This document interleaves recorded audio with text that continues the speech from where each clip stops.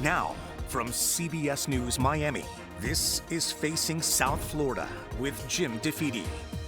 Welcome to Facing South Florida. I'm Jim Defede. Democrats across the country are feeling good after last week's elections in Virginia, New Jersey, and New York City. But it went well beyond those three elections. Democrats also won races in Alabama, Georgia, and Pennsylvania. But will that carry through to Florida next year? Well, let's not go crazy. But for Orange County Mayor Jerry Demings, Tuesday's election results certainly provided a nice backdrop to his announcement that he's running for governor. He will be running against David Jolly for the Democratic nomination. Now, before his formal announcement, I spoke to Demings about why he was running. Well, first off, I think that most people who you talk to, they see a toxic environment between the different political parties. So I'm looking to really work across with any political party to take care of the needs of Floridians. I have a history of doing that. Obviously, in the role that I currently serve as mayor, it's a nonpartisan role. I don't care whether people are Democrats or Republicans. All I care about is taking care of them. So I'm looking to bridge the gap that currently exists between local governments and the state because of preemptions and this heavy-handed control that we're seeing now. I want to bring back some balance in how we operate as a state between local governments and the state of Florida.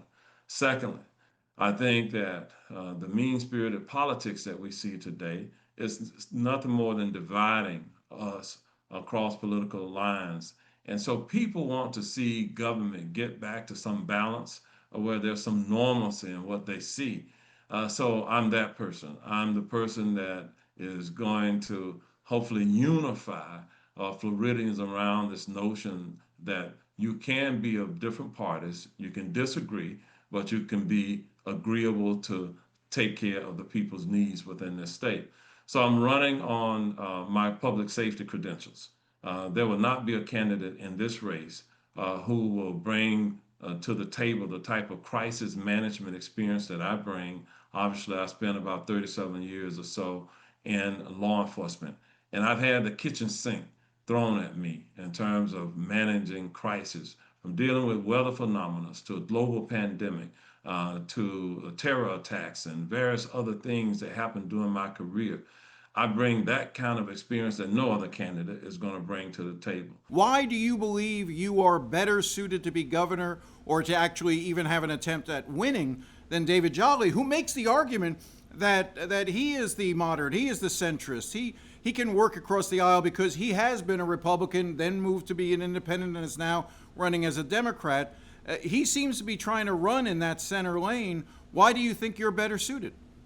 Well, I think that the difference between David Jolly and I is the experience at managing local government and having the relationships across the state with other local elected officials.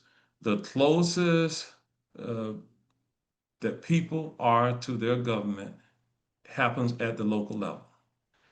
He won't have that kind of experience, the broad-based experience that I have at this point. I've leaned into dealing with issues with housing affordability in my community. In terms of the issues with David Jolly, God bless him. Anybody who wants to run for political office, they have a right to do it. I'm simply saying that to bring about the change that the majority of the people that they want to see today, what that takes is leadership. Someone who has the experience, the knowledge to be able to execute and implement the broad plans that people want to see for change. I just tell you that our skill set is different. I've been a sheriff, I've been a police chief, I've been a public safety director, I've been an interim jail director, I've done all those things. I've been a mayor now. And so those are skill sets that are very unique. You're not going to find that type of skill set in any of these other candidates that are going to come to the table to run. What I will also tell you is that in terms of where do we go from here, I want people to believe for a change that we can do it. And I humbly say this, I'm a lifelong Democrat, but I'm not running to be the Democratic governor of Florida. I'm running to be the governor of Florida. There's no path to victory if we don't get people who are in uh, unaffiliated uh, situations in terms of registration. There are no party affiliates or independents or others. We need to get them to the table and believe that I'm the right person at the right time. I believe that I'm probably better suited to be able to convince people. They know who I am. I'm my authentic self.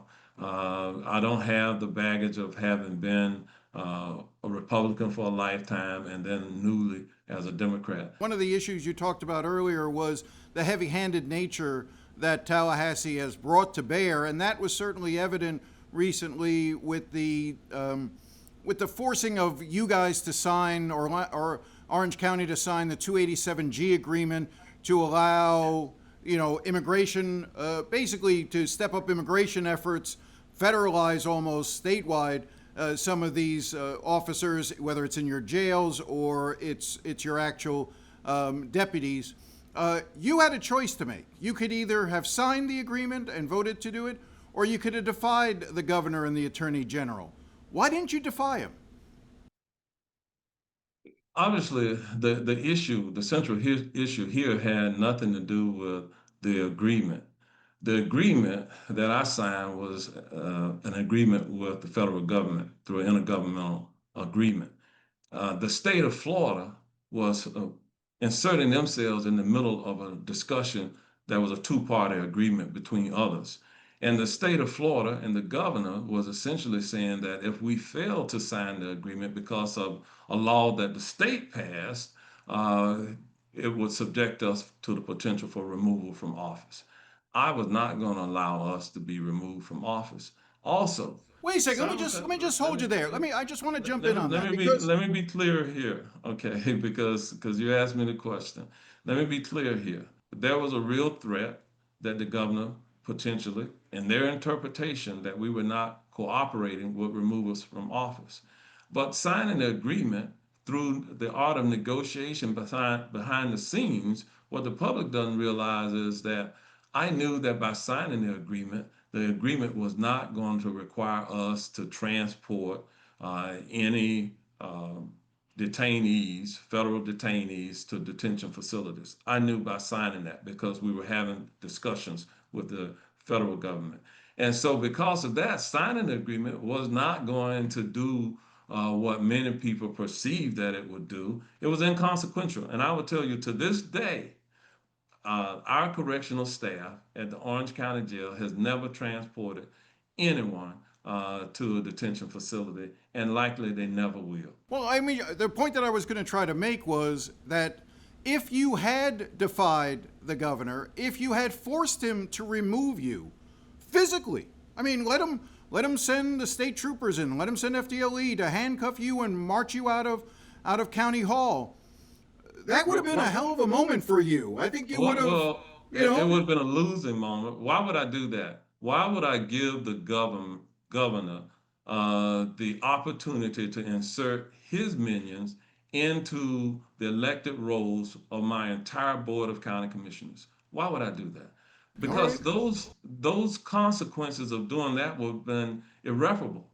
I wasn't going to put the citizens of Orange County at risk of having someone that they did not elect, they don't know, come in and change things. I owed it to my employees to not let that happen, who are afraid and concerned about their jobs. And at the end of the day, while the governor might have been playing checkers, I was playing chess. We continued to stay in our role. We were not removed. And if we had been removed, we've seen what happened when the governor has removed others. They fought for a year or better. Some never even got their jobs back. Others had to run for reelection. But that's a year down the road of chaos and dysfunctionality that would have been invoked on my constituents. I was not going to do that. So signing the agreement has really resulted in no consequences for us. That didn't happen. And so at the end of the day, I had to take my personal opinions about it out and put the people first. I put the people first.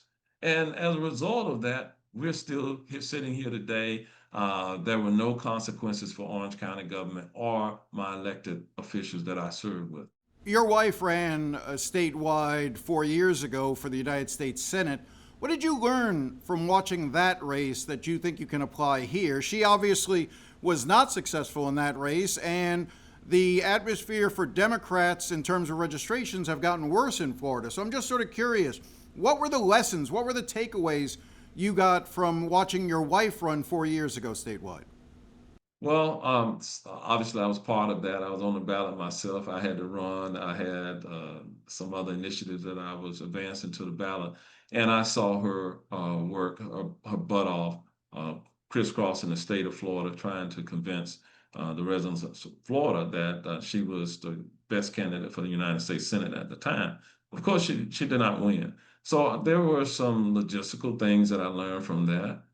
There were some strategic things that I learned from that, and I would bring all of that to the table. Can Obviously, you give me an example? Can you give me an example?